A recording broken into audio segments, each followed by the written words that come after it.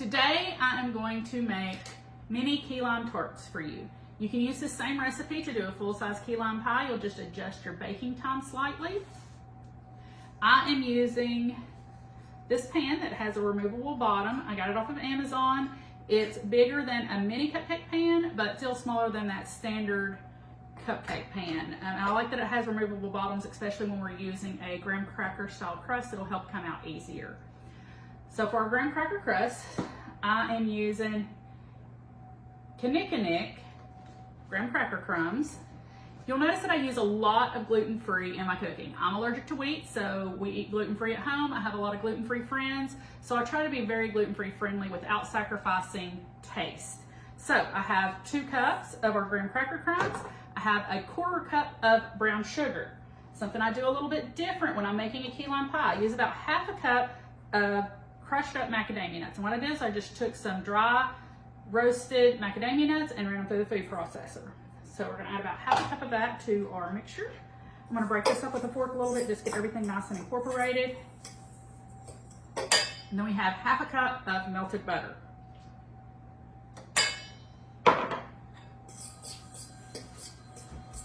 You can use a pastry blender for this, but a fork works just as well.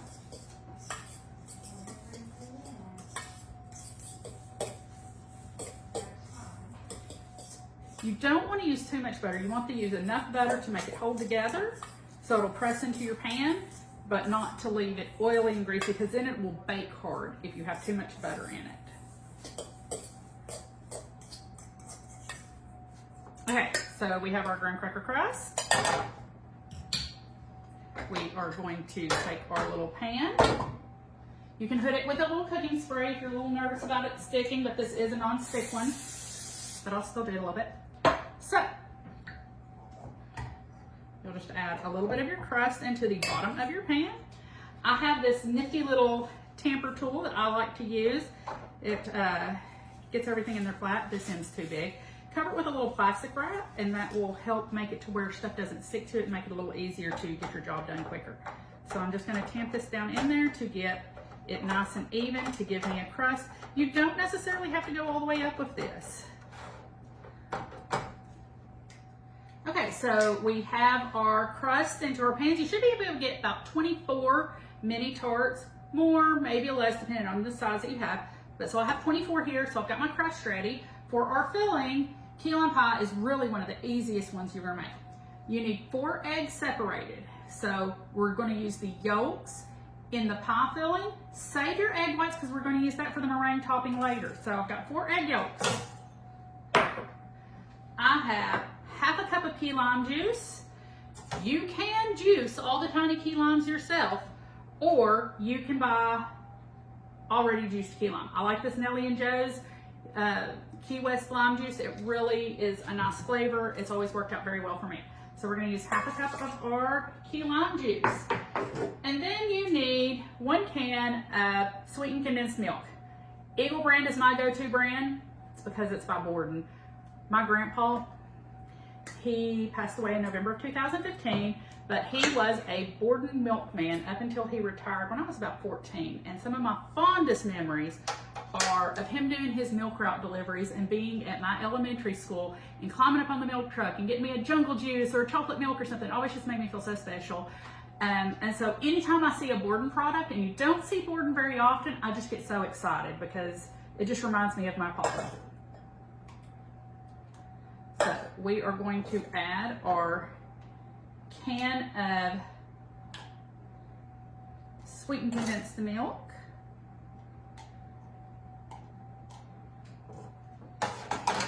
And now we're just going to whisk this all together.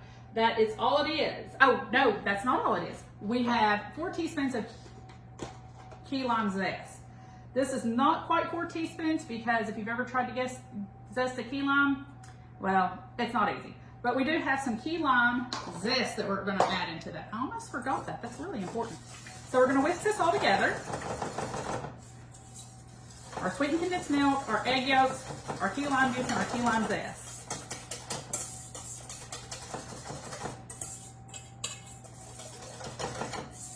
Sometimes, if I want to add a little something extra, I might add a little little vanilla powder. We're not going to do that since I'm doing a meringue topping on these though.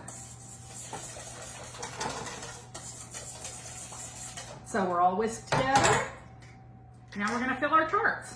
So we're just going to take a spoonful of the filling and we're going to pour it in there. And you just want it to come just barely to the top of wherever the top of your crust is. So if you've shallowed your crust, then make them a little shallower. Okay, so all of our tarts are filled. If you were doing this in a big pie, you would want to bake your pie crust for about 10 minutes at 350, pull it out, let it cool, and then fill it. These are so small that we're not going to pre-bake our crust because I don't want it to be overdone. So these are going to go in the oven at 350 for about 12 minutes. We just want to set our filling. Okay, our key lime tarts are done. Just pulled them out of the oven. They baked for 12 minutes. Let's see, aren't those lovely? They're gonna be absolutely delicious. So while these cool, we want to make our meringue topping. We're gonna use those egg whites that were from the yolks we used in our filling. So we've got our 4 egg whites. We're gonna put those in our KitchenAid mixer to make things nice and easy. You can use a hand mixer. I just love my KitchenAid though. Just a tiny pinch of salt, and I'm using Celtic sea salt here. And then we want to do a 1/4 teaspoon of cream of tartar. This is gonna help stabilize those egg whites for our meringue. In our meringue, I'm gonna add just a little bit, maybe 1/2 teaspoon or so of vanilla powder. I like vanilla powder because 1, it's not gonna give you the discoloration that normal vanilla extract will. 2, you get that pure vanilla flavor without any of that astringent alcohol taste. So we're gonna use our whisk attachment.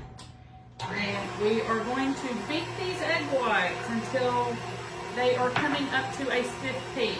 So this will probably take several minutes, so just be patient.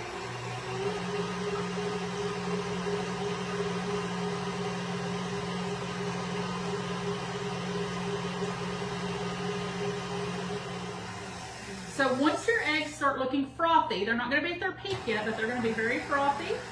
You want to add in a 1/3 of a cup of sugar, and you want to slowly add this in so that it incorporates nicely into your egg whites.